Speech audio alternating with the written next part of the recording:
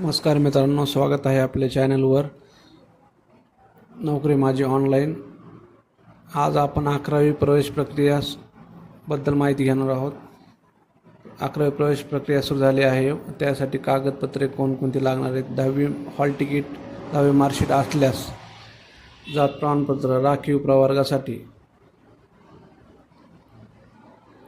Non creamy layer, जर राखीव प्रवर्ग असेल तर नॉन क्रिमिलियर, आधार कार्ड आणि शाळा सोडल्याचा दाखला TC जर असेल तुमच्याकडे तर तुम्हाला द्यायचा आहे।